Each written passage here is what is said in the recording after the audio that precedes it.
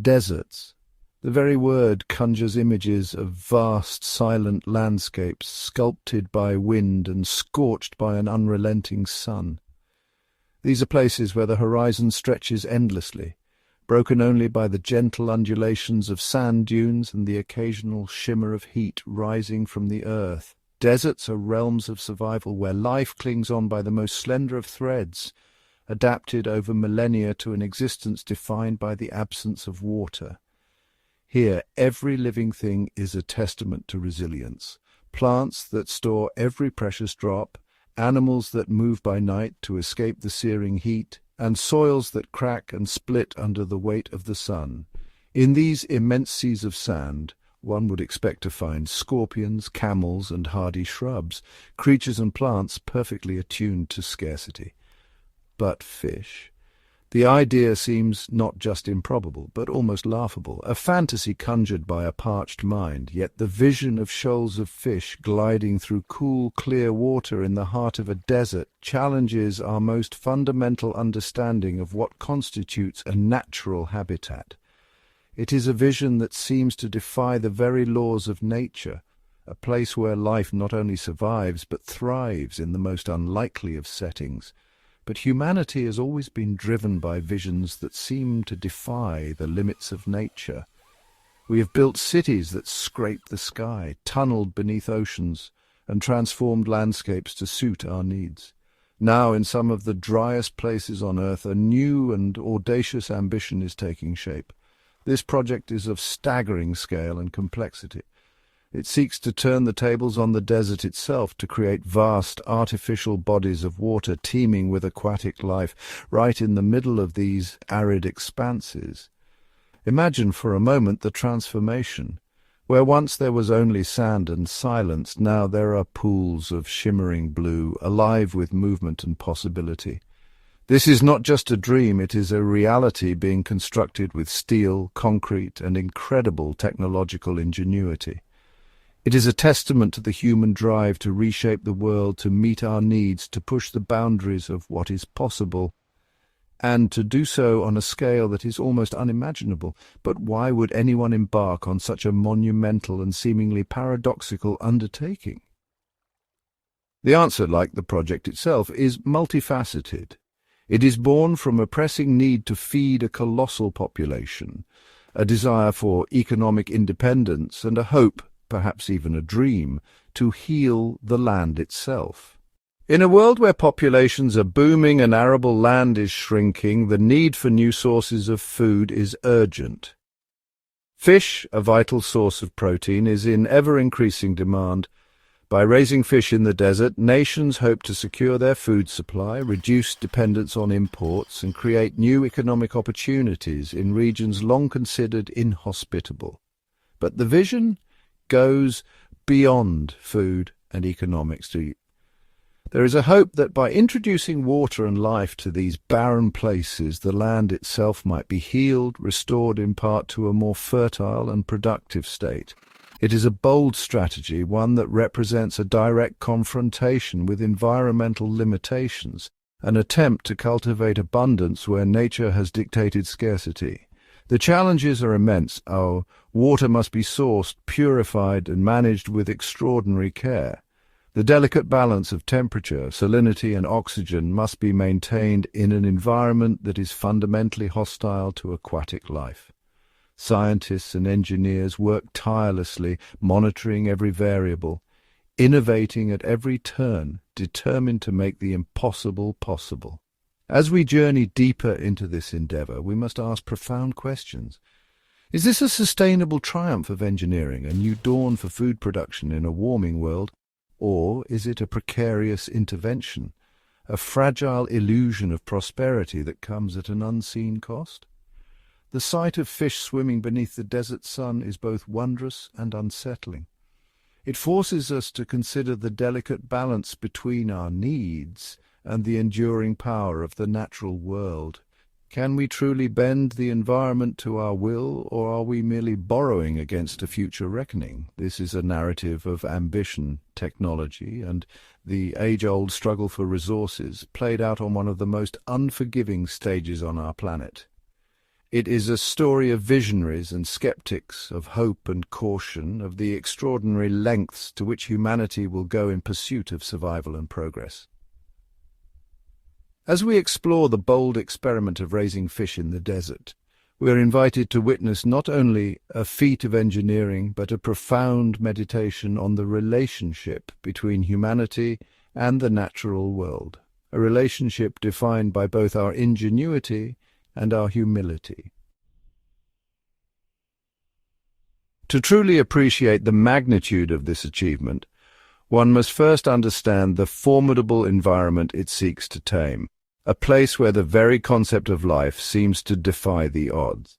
The Taklamakan and Gobi deserts are among the most inhospitable places on Earth, vast stretches of sand and stone where survival is a daily struggle for even the hardiest forms of life. These are lands of brutal extremes where the summer sun can bake the ground to over 50 degrees Celsius, scorching everything in its path only for the bitter cold of winter to plunge the landscape into a deep, bone-chilling freeze. For most of the year the air is bone dry, devoid of moisture, and rain is a vanishingly rare event. So rare, in fact, that entire seasons can pass without a single drop falling from the sky. Annual precipitation can be less than a single inch, an amount so meagre that it evaporates almost as soon as it touches the searing sand, leaving the ground as parched as ever. It is a world where water is not just scarce, it is a ghost, a memory that haunts the landscape, shaping the lives of all who dwell here. The landscape itself is perpetually in motion, never static, as the sands shift and reshape the very contours of the desert with every passing day. Relentless winds sweep across the dunes, carrying vast clouds of sand that can blot out the sun, reduce visibility to nothing, and bury anything left unprotected in a matter of hours. This is a powerful, elemental force that resists permanence, erasing footprints, swallowing roads, and challenging every attempt at human settlement. Any structure built here must be designed to withstand not only the searing heat and biting cold, but also the constant abrasive assault of blowing sand, a test of endurance for both materials and people. In such a place, an open body of water is an anomaly, a shimmering defiance of every natural law that governs this region, a rare oasis that seems almost impossible.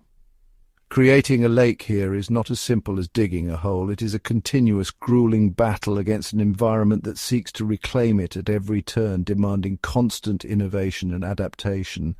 The creation of these artificial lakes is a marvel of modern engineering, a testament to human ingenuity and determination in the face of overwhelming odds.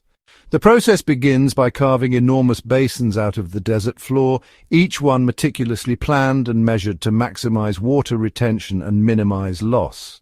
These basins are then lined with thick, impermeable membranes, a critical barrier designed to prevent the precious water from simply seeping away into the thirsty ground below, a process that would otherwise render the entire effort futile. Without this lining, any water pumped into the basin would vanish in a matter of hours, lost to the insatiable desert earth. This layer is the very foundation of the entire system, the thin, vital line that separates the aquatic world within from the arid world without, holding back the desert's endless thirst. It is a painstaking process, requiring precision, teamwork, and immense effort to ensure the integrity of a structure that will hold millions of gallons of water. Any flaw could spell disaster. Once the basin is sealed, the next great challenge arises, filling it with water, a task that is as logistically complex as it is resource-intensive. The water must be sourced, often from deep underground aquifers or diverted from distant rivers, sometimes requiring the construction of elaborate pipelines and pumping stations that stretch for miles across the desert. This is perhaps the most controversial aspect of the entire project, drawing upon a finite and vital resource in a region already defined by its scarcity, raising difficult questions about sustainability and the long-term impact on local communities. The water, once introduced, forms a shimmering blue jewel against the monotonous ochre of the desert, a vivid contrast that seems almost otherworldly. It is a startling, almost surreal sight, an oasis conjured from nothing, teeming with new possibilities for life. But this is only the beginning. The creation of the lake is just the first step in a long journey, as the surrounding ecosystem slowly begins to respond to the presence of water, and the true test of sustainability begins. Maintaining this artificial oasis requires constant vigilance and a sophisticated support system, an ongoing battle to keep it from succumbing to the harsh realities of its desert home, where every drop of water is precious and every day brings new challenges. At the heart of China's ambitious desert aquaculture experiment lies a profound and urgent motivation, one that has shaped the nation's policies and priorities for decades.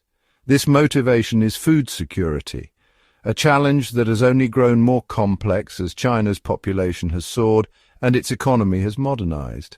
The sheer scale of this undertaking, both in terms of financial investment and technological innovation, is a direct response to the fundamental question: how can a country with limited arable land and growing environmental pressures feed more than 1.4 billion people? With a population exceeding 1.4 billion, China faces a logistical and strategic challenge unlike any other nation on Earth. Every day, millions of tons of food must be produced, transported, and distributed to keep supermarket shelves stocked and families fed.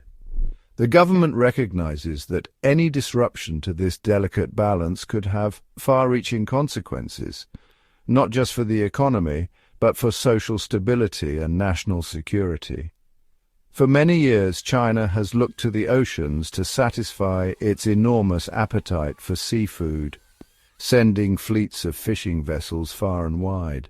The bounty of the sea has been a cornerstone of the Chinese diet and a vital source of protein for generations. But this reliance on wild-caught fish has become increasingly unsustainable. Overfishing, pollution, and the unpredictable effects of climate change have put immense pressure on global fish stocks. Each year, catches dwindle and the cost of seafood rises, making it clear that the old model can no longer guarantee a secure supply. Faced with these mounting challenges, China's leaders and scientists began searching for alternatives. They understood that the nation needed a new, reliable source of protein, one that could be produced domestically, managed efficiently, and scaled up to meet the needs of a vast population. Complicating matters further, China has long been a major importer of farmed fish, especially from neighboring countries like Vietnam. These imports have helped fill the gap, but they come with their own set of risks. Relying on foreign supply chains exposes China to a host of vulnerabilities. Price fluctuations, trade disputes, and sudden disruptions in international logistics can all threaten the steady flow of seafood into the country. In times of global crisis, such as pandemics or geopolitical tensions, these vulnerabilities become even more pronounced, leaving consumers and businesses at the mercy of forces beyond their control. Determined to take control of its own food destiny, China has embarked on a bold new path, building a massive aquaculture industry in places where few would have thought it possible. By transforming barren deserts into productive fish farms, the country aims to create a stable, homegrown supply of high-quality seafood. The Desert Fish Project is more than just an experiment. It is a statement of intent.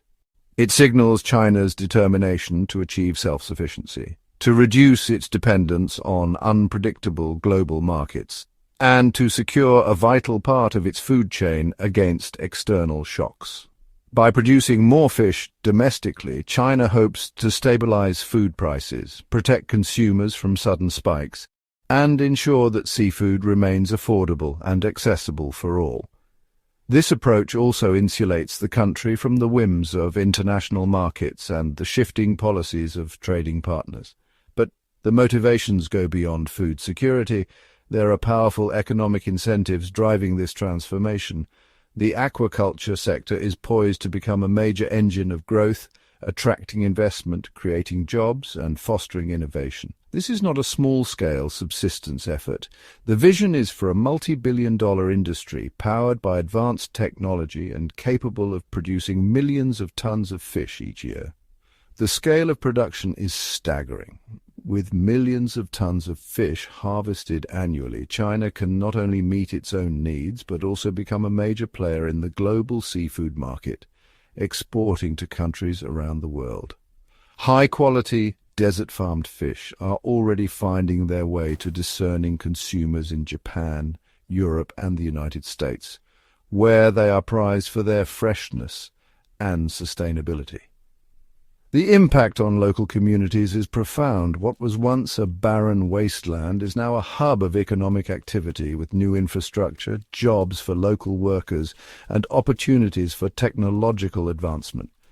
The project is breathing new life into remote and underdeveloped regions, turning them into engines of growth and innovation. There is also a significant ecological dimension to this grand vision. Scientists and environmentalists are closely monitoring the effects of these new water bodies on the desert ecosystem. Proponents argue that the creation of large artificial lakes can help to moderate the harsh desert climate. The increased humidity in the immediate area may support the growth of new vegetation and create a more hospitable environment for both people and wildlife.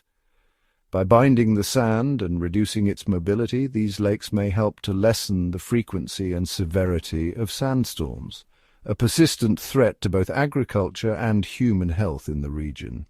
Over time, the expansion of green spaces and the reclamation of desert land could play a crucial role in the fight against desertification, reversing the relentless spread of sand into once fertile areas. In this light, the desert fish farms are more than just food factories. They are symbols of resilience and ingenuity, ecological tools that offer hope for a greener, more sustainable future. These small oases of life in a sea of sand demonstrate the extraordinary lengths to which China is willing to go to secure its food supply, protect its environment, and transform its most challenging landscapes into sources of prosperity and renewal. Creating a thriving aquatic ecosystem in the heart of an arid desert is nothing short of a technological marvel, an intricate ballet of engineering, biology, and environmental science working in perfect harmony. This achievement is not the result of a single breakthrough, but rather the culmination of countless innovations, each meticulously designed and seamlessly integrated to overcome the harshest of natural obstacles. The foundation of this desert aquaculture lies in the careful orchestration of multiple advanced systems. Engineers, biologists, and technicians have collaborated to create a facility where every component, from the smallest sensor to the largest filtration tank, plays a vital role. The result is a living, breathing ecosystem, entirely dependent on human ingenuity.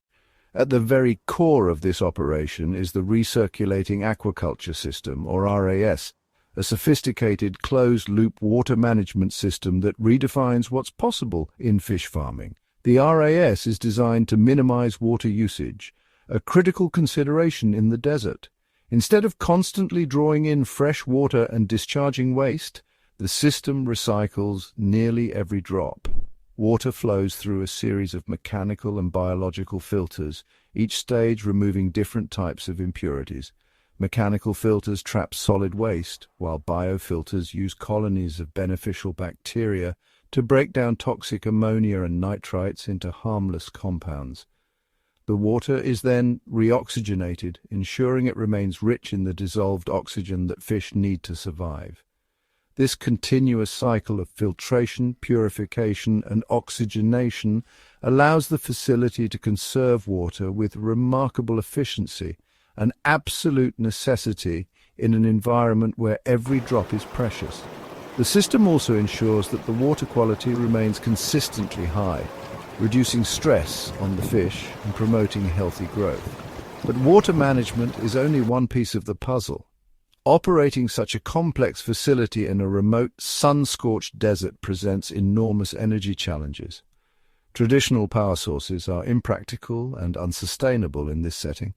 The answer lies in the desert's most abundant resource, sunlight. Harnessing this energy is not just a convenience, it's a necessity for survival. Vast fields of solar panels stretch across the sand, capturing the sun's intense rays and converting them into electricity. This clean, renewable energy is the lifeblood of the facility, powering every system from the smallest sensor to the largest pump. Solar energy drives the powerful pumps that circulate water, the filtration units that keep it clean, and the ventilation and cooling systems that maintain stable temperatures. Without this renewable power, the entire operation would grind to a halt. On the hottest days, when desert temperatures soar to dangerous levels, these systems are vital. Cooling units and shade structures prevent the water from overheating, protecting the fish from thermal stress and ensuring their environment remains stable and safe. Managing such a delicate artificial ecosystem requires constant vigilance. Human oversight is enhanced by a sophisticated network of automated monitoring systems designed to detect even the slightest changes in water quality or system performance. Dozens of sensors are strategically placed throughout the tanks, working around the clock to monitor a wide range of parameters. These digital sentinels never sleep, providing real-time data on the health of the aquatic environment. The sensors track everything from pH levels and dissolved oxygen to temperature and ammonia concentrations. Any deviation from the optimal range is immediately flagged for attention. All this data is transmitted in real time to a central control center where skilled technicians and advanced AI algorithms work side by side. Together, they monitor the health of the ecosystem, analyze trends, and anticipate potential problems before they arise. If any parameter drifts outside the safe zone, the system can respond instantly. Automated controls adjust oxygen levels, add buffering agents to stabilize pH, or trigger alarms for human intervention, ensuring the fish remain healthy and the system stays balanced. Even the natural rhythm of day and night is carefully engineered. In the absence of predictable sunlight, artificial lighting systems take over, simulating the cycles that fish would experience in the wild. Programmed LED lighting rigs are suspended above the tanks, their schedules precisely tuned to mimic natural daily and seasonal changes. This not only supports the fish's biological rhythms, but also helps regulate their growth, behavior, and reproductive cycles. The artificial light is essential for maintaining the health and vitality of the fish, influencing everything from feeding patterns to breeding success. The light also encourages the growth of beneficial algae, which play a crucial role in the ecosystem. These algae help produce oxygen and provide a natural food source for some species, further enhancing the sustainability of the system. When the fish reach maturity, the technological journey continues. Automated harvesting equipment gently collects the fish, minimizing stress and injury. The harvested fish are swiftly transferred to on-site processing plants, where they're cleaned, quick-frozen, and packaged within hours.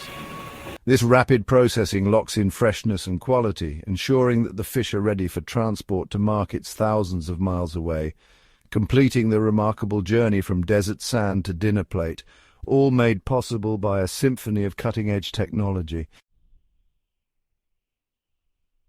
Despite its technological brilliance and ambitious goals, the desert fish farming project is not without its critics and, significant concerns. The most prominent and persistent question revolves around the use of water. In a region where water scarcity is a daily reality, diverting precious resources to sustain fish farms raises eyebrows and ethical dilemmas. In one of the driest regions on the planet, the decision to create massive artificial lakes strikes many as a profound ecological gamble. These lakes, while essential for the fish farming operations, represent a significant alteration to the natural landscape. Although the recirculating systems are highly efficient, they are not perfect. These systems, designed to minimize water usage, still face challenges in maintaining optimal conditions for the fish. Water is still lost to evaporation under the intense desert sun, and the systems require periodic replenishment. This evaporation not only depletes the water supply but also concentrates salts and other minerals, potentially harming the fish. The project draws this water from underground aquifers, ancient sources of fresh water that replenish incredibly slowly, if at all. These aquifers are a finite resource, and their depletion could have far-reaching consequences. Draining these finite resources could have unforeseen long-term consequences for the entire region. The loss of groundwater could lead to land subsidence, reduced agricultural productivity, and even the collapse of local ecosystems. The sustainability of the entire enterprise is another major point of contention. Critics argue that the project may not be viable in the long term, given the environmental and resource constraints. These are highly complex, technologically dependent systems. The reliance on advanced technology introduces a layer of vulnerability, as any malfunction could disrupt the entire operation. A critical failure in any one component, a power outage that shuts down the cooling systems, or a malfunction in the filtration pumps, could be catastrophic. The delicate balance required to maintain the fish's environment means that even minor issues can escalate quickly. Without constant circulation and temperature regulation, millions of fish could perish in a matter of hours. This would not only be a massive economic loss, but would also create a severe environmental hazard. The decomposition of tons of organic matter would pollute the water and the surrounding land, turning a productive oasis into a toxic pool. The environmental impact of such an event could be devastating, affecting not just the immediate area, but potentially the broader ecosystem. Beyond the technical and environmental risks, there are ethical questions about the well-being of the fish themselves. The conditions in which these fish are raised are far removed from their natural habitats. Can an animal truly thrive in a completely artificial, highly controlled environment so far removed from its natural habitat? The stress of living in such conditions can have significant impacts on the health and behavior of the fish. Critics argue that raising millions of fish in crowded tanks, even with pristine water quality, is an inherently stressful existence. The lack of space and natural stimuli can lead to aggressive behavior and other stress-related issues. The quality of life for these creatures, which are subjected to artificial light cycles and a monotonous environment, is a serious concern for animal welfare advocates. They argue that the mental and physical well-being of the fish is compromised in such settings. They question whether the pursuit of human food security justifies raising animals in such fundamentally unnatural conditions. The ethical implications of such practices are hotly debated among scientists, ethicists, and the general public. Ultimately, many view the project as an act of hubris, an excessive and risky intervention in the natural world. The scale and ambition of the project are seen by some as a testament to human ingenuity, while others see it as a dangerous overreach. It represents a belief that technology can solve any problem and bend any environment to our will. This mindset, while driving innovation, can also lead to unintended consequences when the complexities of natural systems are underestimated. However, nature often has a way of reminding us of our limits. The harsh desert environment poses constant challenges, from sandstorms to extreme temperatures, that test the resilience of the fish farming systems. The long-term ecological impact of introducing such a massive quantity of water and biological activity into a desert ecosystem is still unknown. Scientists are closely monitoring the situation, but the full effects may not be understood for years or even decades. The project is a grand experiment, and while its potential rewards are clear, its potential for unintended negative consequences remains a subject of intense debate and careful observation by scientists around the world. The balance between innovation and sustainability will ultimately determine the success or failure of this bold endeavor. To truly appreciate the groundbreaking nature of China's desert aquaculture experiment, it's helpful to look at another global aquaculture giant, Vietnam. Here, the story of fish farming unfolds in a landscape that couldn't be more different from the arid deserts of China.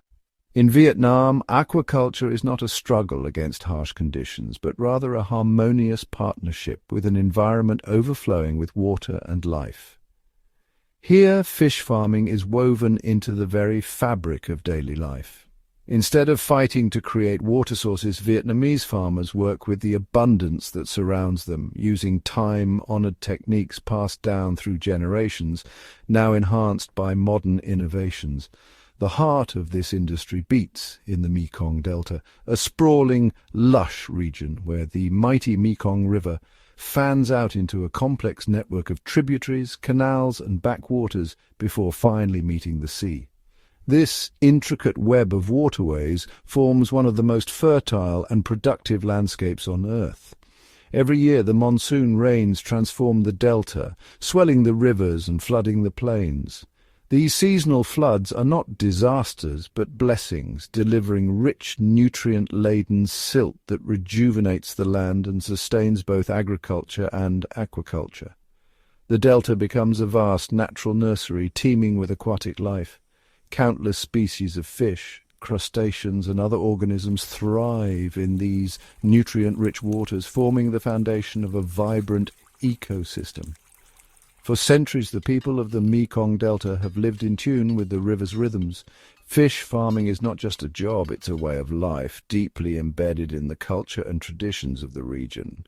Families often live on floating homes, their livelihoods tied directly to the water beneath them.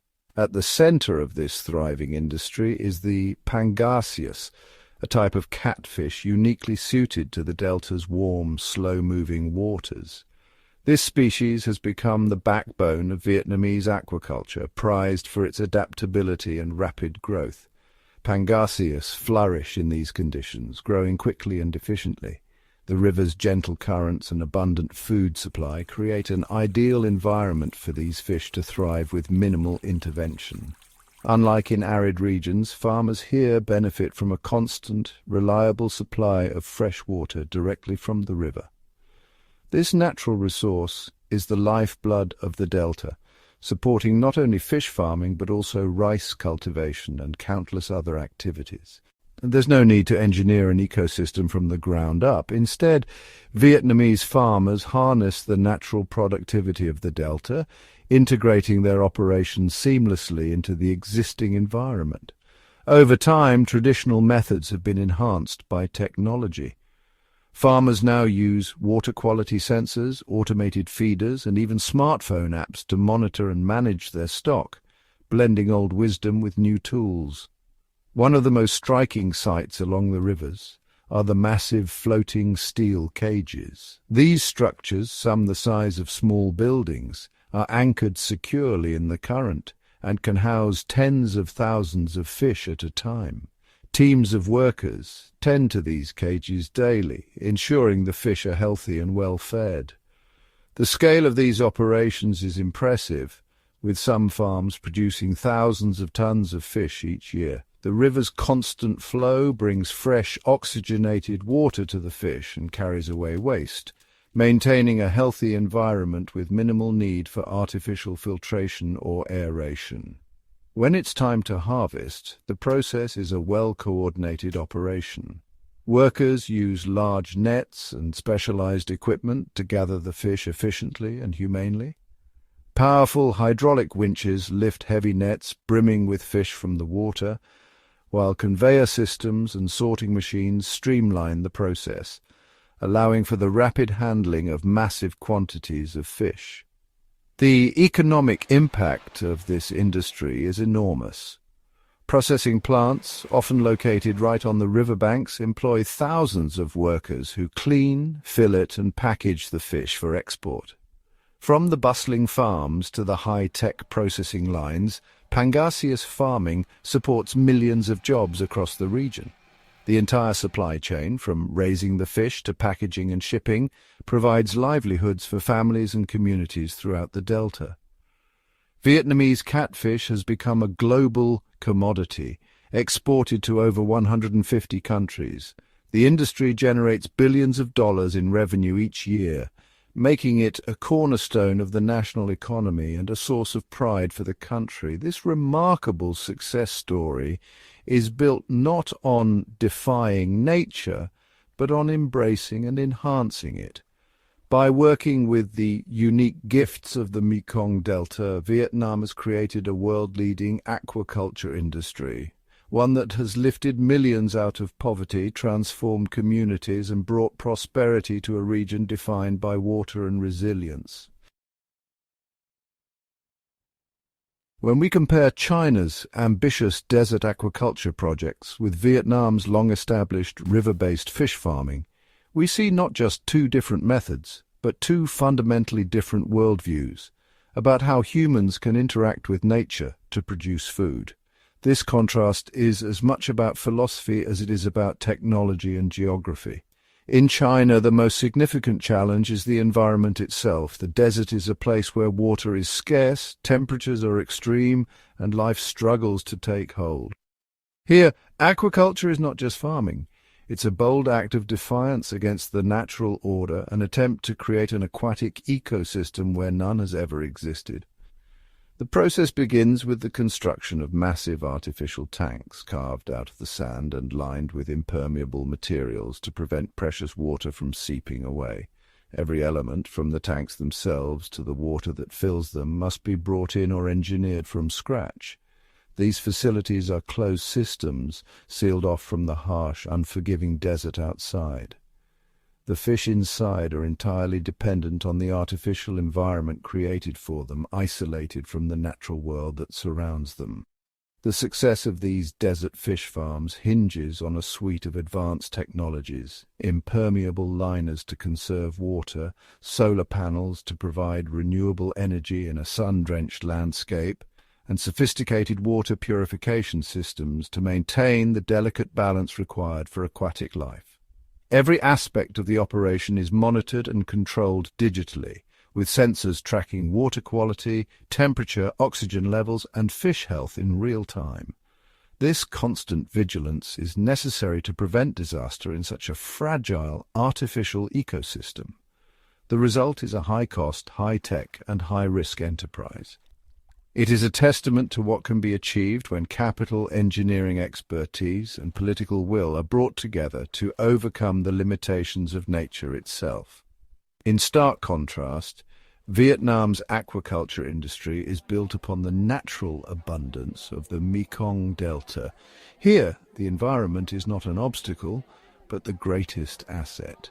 The Mekong Delta is a vast fertile region where rivers branch and meander, creating a network of waterways that provide ideal conditions for fish farming. The river's natural flow brings fresh water, nutrients, and oxygen, supporting both wild and farmed fish populations. Vietnamese fish farms are open systems with floating cages that allow river water to flow freely through them. The fish are raised in an environment that closely mimics their natural habitat, benefiting from the river's constant renewal. Technology is certainly present. Innovations in cage design, mechanized feeding, and harvesting equipment have all helped to increase efficiency and scale. But here, technology serves to enhance and manage a process that is already supported by nature, rather than to create one from nothing. The role of the farmer is to work with the river, managing the flow of fish and resources, rather than to build an entirely new ecosystem from the ground up.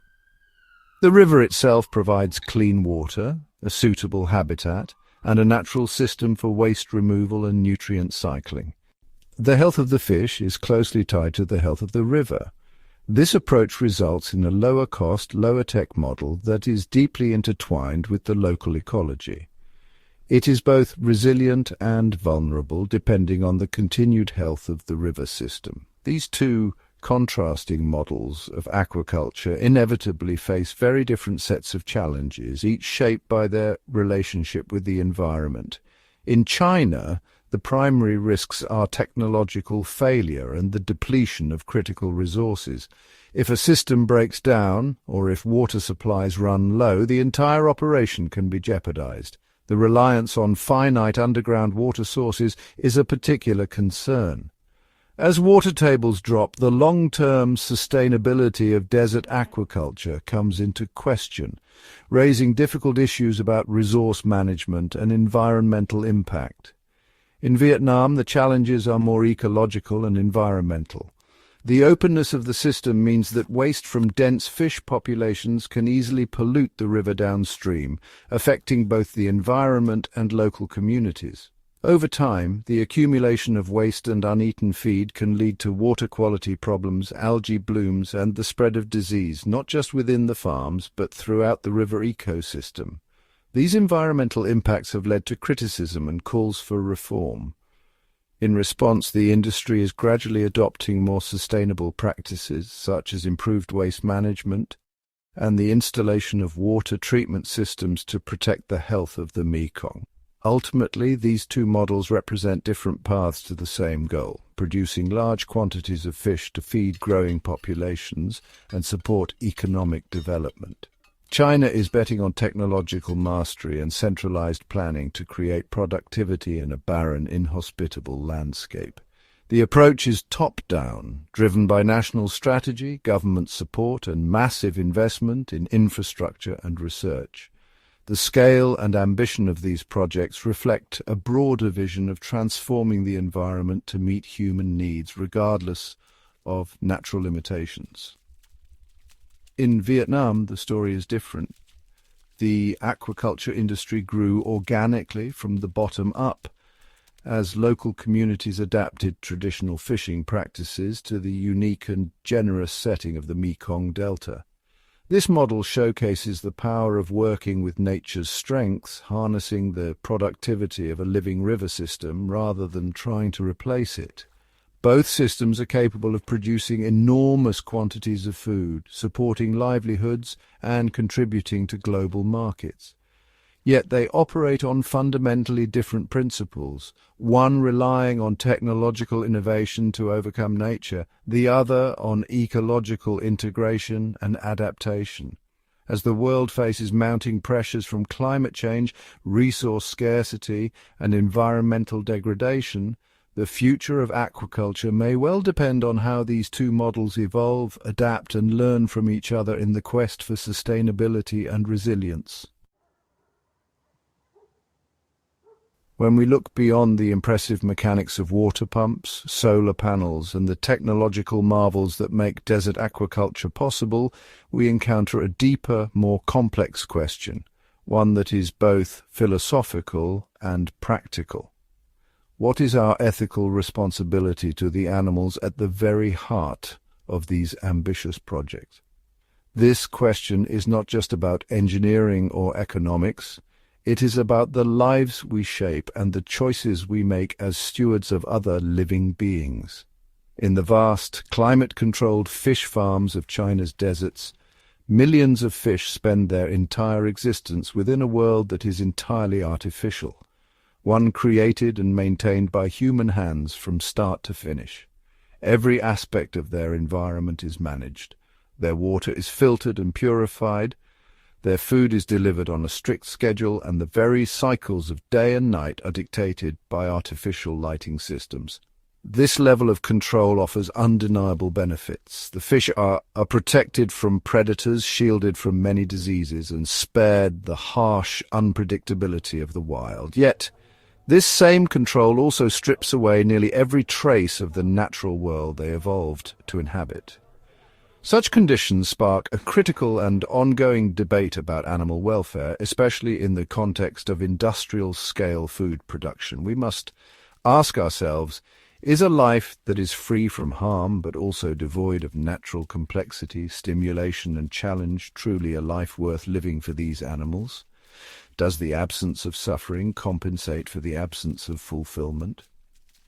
While these questions are not unique to fish farming in the desert, the starkness of the environment, the contrast between the sterile tanks and the endless sand, makes the ethical dilemma especially vivid and urgent. Consider the reality. These are animals whose ancestors swam in rivers, lakes, and oceans, now confined to tanks surrounded by an ocean of sand, their world reduced to glass walls and filtered water. Modern animal welfare science has evolved to recognize that well-being is not just about physical health or the absence of pain.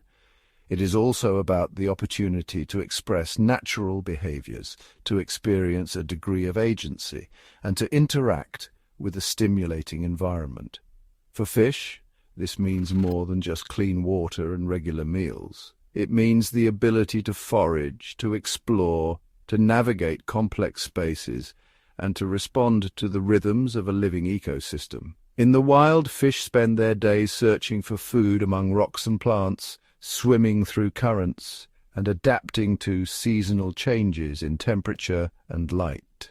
These experiences are fundamental to their biology and behavior. No matter how advanced or meticulously maintained, an indoor tank cannot replicate the complexity, unpredictability, and richness of a natural aquatic environment.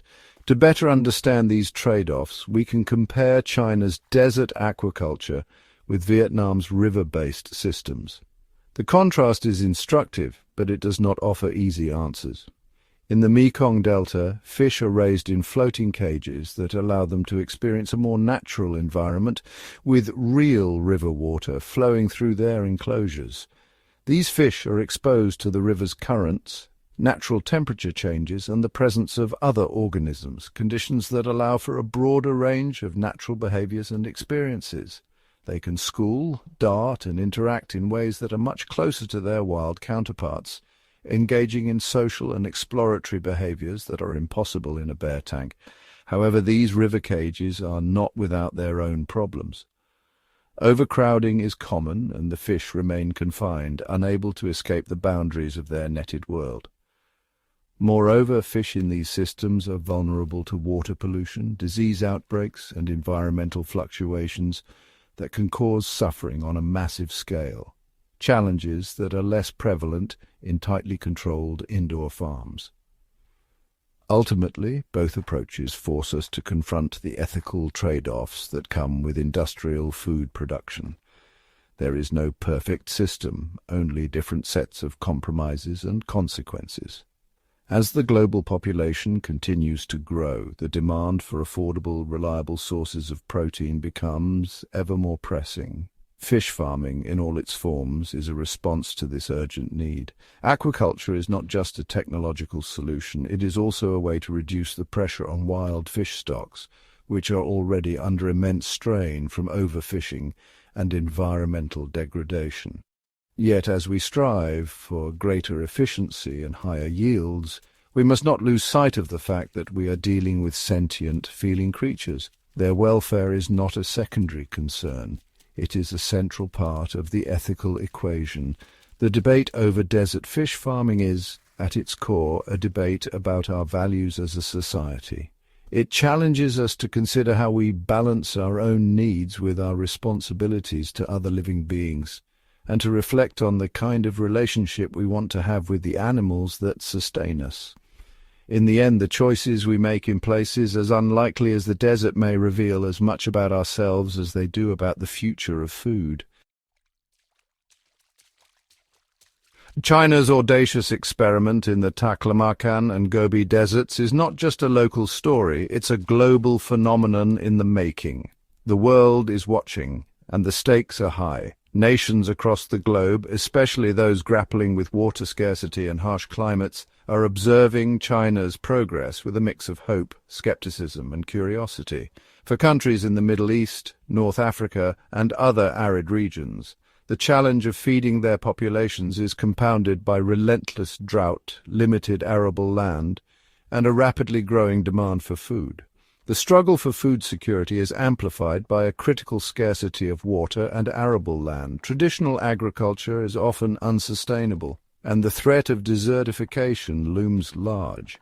As a result, these nations frequently depend on food imports to meet basic needs, making them vulnerable to global market fluctuations and supply chain disruptions. Any interruption, be it geopolitical conflict, pandemic, or climate disaster can send shockwaves through their food systems, exposing the fragility that China is now attempting to address head-on. The prospect of transforming sun-baked, seemingly lifeless deserts into thriving centers of food production is not just a technical challenge, it's a vision that could redefine the future for billions. If China's project proves to be sustainable over the long term, it could become a model for other nations, offering a roadmap for food security in the face of climate change and resource scarcity. This blueprint, still in its early stages, is being scrutinized by engineers, policymakers, and investors worldwide, all eager to see if it can be adapted to their own unique circumstances. The project demonstrates that with enough investment, technological innovation, and political will, even the harshest environments can be made productive. The natural limitations of a desert, scorching heat, lack of water, poor soil, can, at least in theory, be overcome with the right combination of resources and ingenuity. Central to this model is the use of renewable energy, particularly solar power, to drive advanced water recycling and filtration systems, minimizing the need for external water sources. This closed-loop approach offers a tantalizing vision of self-sufficiency, where every drop of water is used and reused, and energy comes from the sun overhead. For nations blessed with both deserts and long coastlines, the possibilities expand even further. By harnessing solar energy to power desalination plants, these countries could convert abundant seawater into a resource for inland aquaculture, creating new food hubs far from traditional agricultural zones. Inland aquaculture hubs could spring up in places once considered inhospitable, providing fresh fish and jobs to remote communities. In this way, two of the most plentiful resources in many arid countries, sunlight and salt water, could be transformed into a steady supply of food, turning a liability into an asset. Yet the question of whether this model can be replicated elsewhere is far from simple. Every country faces its own unique mix of environmental, economic, and political challenges. Desert aquaculture is not a plug-and-play solution. It requires careful adaptation, significant expertise, and a willingness to experiment, and sometimes fail. China's success is built on a foundation of massive state-led investment, coordinated planning, and a political system capable of mobilizing resources on a grand scale. The centralized political will to see the project through, from concept to completion, is a critical factor that may not be easily replicated in other countries. Additionally, China's vast domestic market provides a ready outlet for the fish produced, ensuring economic viability at a scale that smaller nations may struggle to match. For smaller or less wealthy countries, the enormous capital required to build and operate such advanced facilities could be a major barrier, limiting the potential for widespread adoption. There are also significant ecological concerns. The long-term sustainability of desert aquaculture depends on careful management of water resources, especially fossil groundwater that cannot be easily replenished. The environmental costs, depleting ancient aquifers, altering local ecosystems, and potential social backlash may be too high for some nations to accept. The future of desert aquaculture will hinge on relentless technological innovation. Only by making these systems more efficient, less resource-intensive, and more affordable can they become truly sustainable. Advances in solar energy, breakthroughs in water filtration membranes, and new desalination techniques are already driving down costs and improving performance. As these technologies mature, the dream of affordable, sustainable desert aquaculture moves closer to reality, opening the door for more countries to participate. We may soon see a new generation of smaller, modular systems, scalable, adaptable, and within reach of local communities and small businesses. These systems could be tailored to the needs and budgets of different nations, empowering people to take control of their own food security. Whether desert aquaculture becomes a widespread solution or remains a remarkable but isolated experiment will depend on a complex interplay of technology, economics, politics, and ecology. What is certain is that China's desert fish farms have already expanded our sense of what is possible, inspiring new thinking and bold experiments around the world. They have pushed the boundaries of agriculture, blending ancient challenges with cutting-edge solutions, and showing that even the most inhospitable places can be transformed. In a world that is growing ever more crowded and thirsty, the conversation sparked by China's desert aquaculture experiment is just beginning. The answers may shape the future of food for generations to come. As the dust settles over China's desert fish farms, the world is left with more than just questions. It is left with lessons. The Taklamakan project, for all its ambition and controversy, offers a rare glimpse into the future of food production under extreme conditions. First, the importance of adaptability can't be overstated. China's engineers and scientists have shown that solutions must be tailored to local realities. What works in the Taklamakan may not work in the Sahara or Sonoran deserts. Each region must assess its own resources, climate and social context before embarking on a similar journey. Second, the project highlights the necessity of collaboration. China's success was not achieved in isolation. It required partnerships between government agencies, research institutions, private companies and local communities. For other nations, building bridges between sectors, agriculture, energy, water management and technology, will be critical for replicating or adapting these breakthroughs. Third, the experiment underscores the role of long-term vision and patience. Transforming deserts into productive landscapes is not an overnight process. It demands sustained investment, ongoing research, and a willingness to learn from failure. The world must move beyond quick fixes and commit to generational thinking if it hopes to secure its food future. But perhaps the most profound lesson is psychological. China's desert aquaculture challenges deeply rooted assumptions about what is possible, about where food can be grown, how technology can reshape nature, and who gets to decide the future of agriculture. It invites us to look at barren landscapes not as obstacles but as canvases for innovation. As other nations weigh the risks and rewards, the story of China's fish in the sand serves as both a warning and an inspiration. The road ahead is uncertain, and not every attempt will succeed, but by daring to try, by reimagining the relationship between land, water and food, we open the door to solutions that once seemed unthinkable. In the end, the greatest lesson from China's desert fish farms may be this: in a world challenged by scarcity, the only real limit is our imagination. As we close the chapter on China's remarkable desert fish farms, we find ourselves peering into a future shaped not just by necessity, but by imagination. What lies beyond the horizon for desert innovation? The story of Taklamakan is only the beginning, a proof of concept that deserts, once dismissed as wastelands, can become frontiers of sustainable development. Now, visionaries around the globe are asking, what else might the world's arid lands yield if given the same blend of ingenuity and determination? Researchers are already experimenting with vertical farming towers that rise from the sands, solar-powered desalination plants that turn brine into lifeblood, and genetically adapted crops that thrive where nothing else grows. But the next wave of innovation may not come from technology alone. Communities living at the edge of deserts are reclaiming traditional knowledge, ancient water harvesting techniques, resilient architecture, and time-tested stewardship of fragile ecosystems. By fusing old wisdom with new science, they are crafting blueprints for resilience that could sustain generations yet unborn. The ripple effects are global.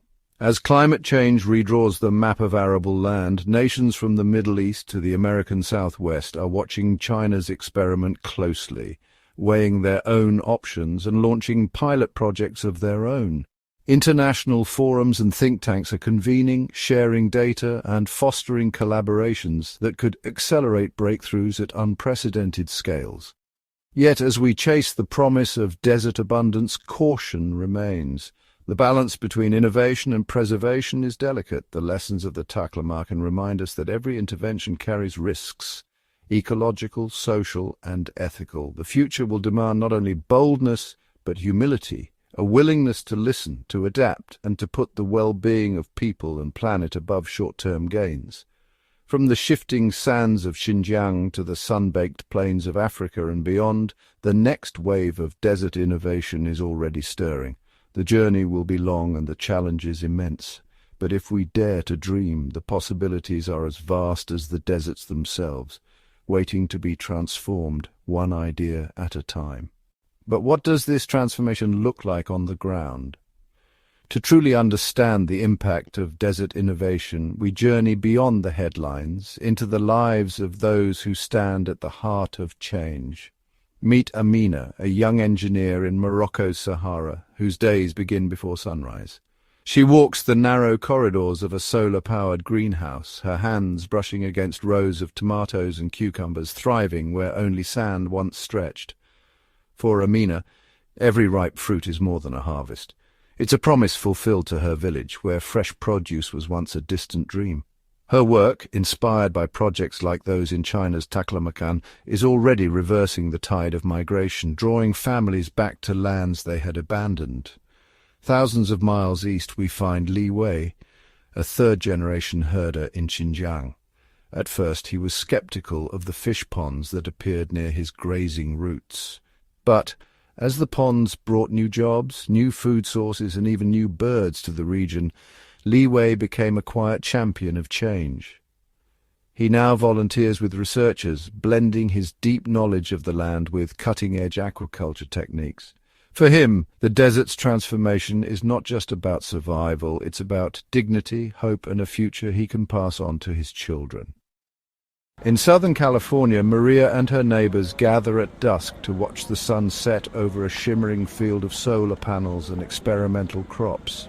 Their small community, once threatened by drought, now supplies clean water and food to local markets. They share stories of setbacks and breakthroughs, of learning to trust new methods and of rediscovering the value of collective effort. These are just a few of the countless stories unfolding across the world's deserts. Each one is a testament to the power of human resilience and creativity. While grand strategies and technologies make headlines, it is the courage and perseverance of individuals and communities that turn vision into reality. As we witness these seeds of change taking root, we are reminded that the future of desert innovation is not only written in scientific journals or government reports, it is lived day by day in the hands and hearts of ordinary people who refuse to let their dreams wither in the sand. But the story of desert innovation doesn't stop at national borders. As these breakthroughs ripple outward, they spark unexpected connections, linking communities, researchers, and policymakers in a global web of collaboration.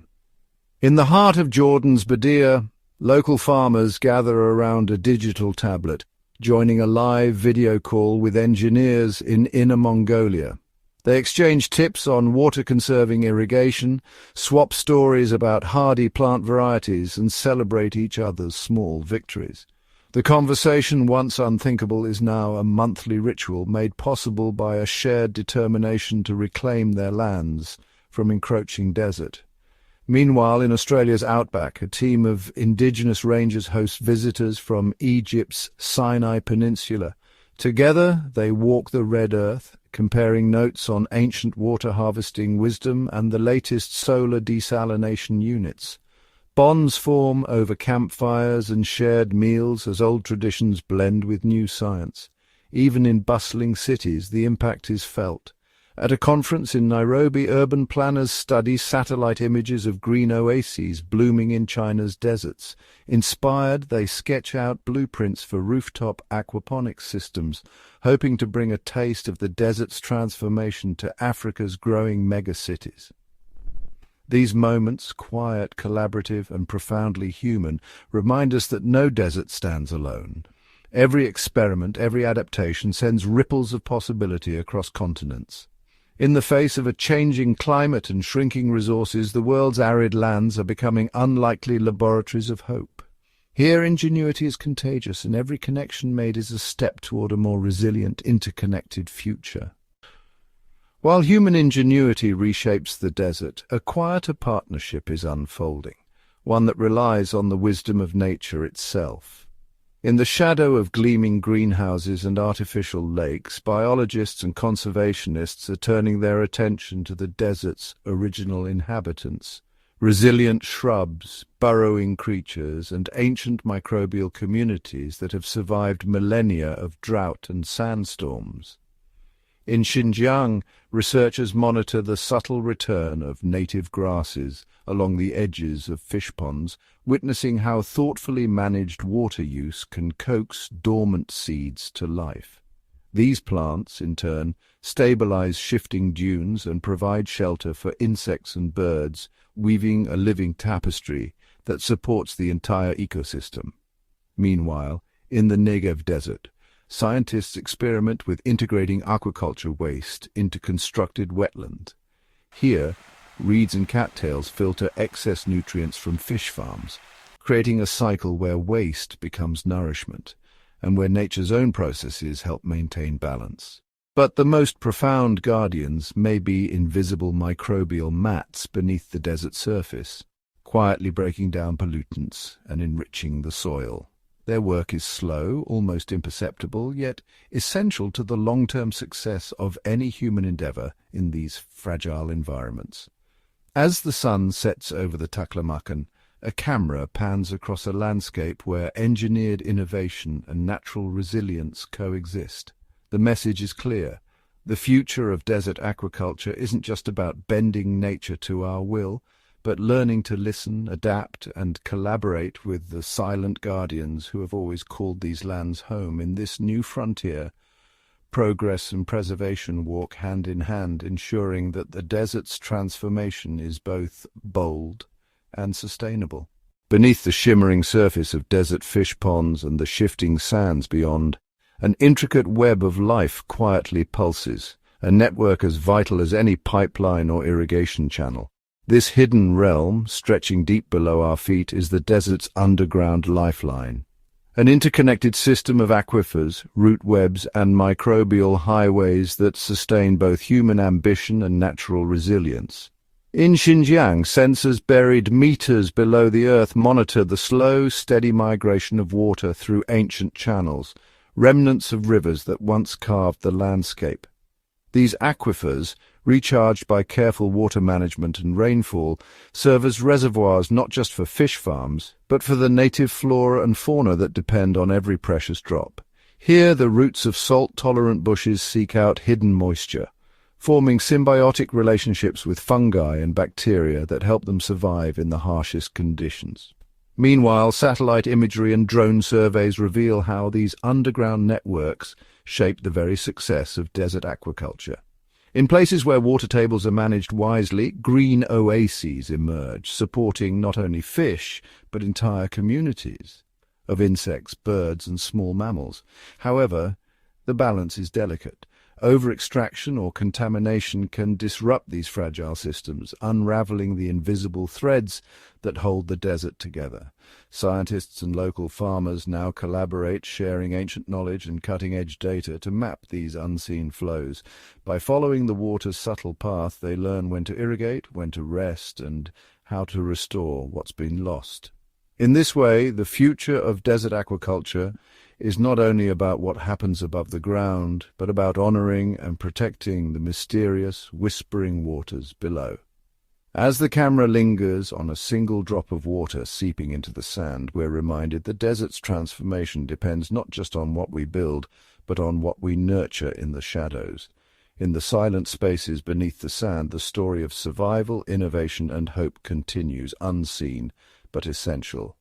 Long before satellites scanned the Taklamakan and engineers dreamed of desert fish farms, the people of arid lands relied on ancient wisdom to find and protect water.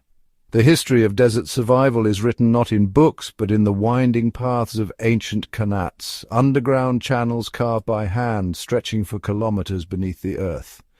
These silent corridors, some over 1,000 years old, still carry water from distant mountains to thirsty plains, their construction a testament to human ingenuity and patience. In Xinjiang, archaeologists uncover remnants of these early hydraulic systems, their stones worn smooth by centuries of flowing water. Villagers tell stories of ancestors who read the land like a living map, watching the migration of birds, the color of moss on rocks, the taste of wind. Such knowledge, passed down through generations, guided the placement of wells and the timing of planting, helping communities thrive where others saw only desolation. Today, as China's desert aquaculture advances with sensors and satellites, these ancient traditions are finding new relevance. Engineers consult with elders, blending digital maps with oral histories to trace forgotten springs and hidden streams. In some villages, old qanats are being restored, their cool, dark passages once again delivering life to the surface. By weaving together the old and the new, desert communities are not just surviving, they are building resilience for a future shaped by both climate uncertainty and hope. The echoes of the past, carried in the sound of water trickling through ancient stone, remind us true innovation honors the wisdom that came before. As the scene closes, the camera follows a drop of water on its journey, traveling from a restored qanat through the roots of a thriving desert tree and finally into the shimmering pond of a modern fish farm. Here, in the meeting of old and new, the promise of the desert is renewed, one drop, one story at a time. Beneath the surface of the Taklamakan, beyond the reach of satellite eyes and digital sensors, lies a world few ever see. A vast, ancient aquifer holding the memory of millennia in its silent embrace. For generations, this hidden reservoir has been the desert's lifeline, quietly sustaining oases, crops, and now the fish-filled ponds of modern aquaculture. But as fish farms multiply and innovation accelerates, a new question rises from the sand. How much water can the desert truly give? Each glistening pond, each thriving tank, draws from the same underground source. Experts warn that over-extraction threatens to drain these ancient reserves faster than nature can replenish them, risking collapse not only for farms but for entire communities dependent on these waters. In the shadow of progress, local hydrologists and villagers unite to monitor the aquifer's pulse. Sensors measure water tables. Elders recall seasons when wells ran dry. Together they debate tough choices. Should fish farming expand or should limits be set to protect the future?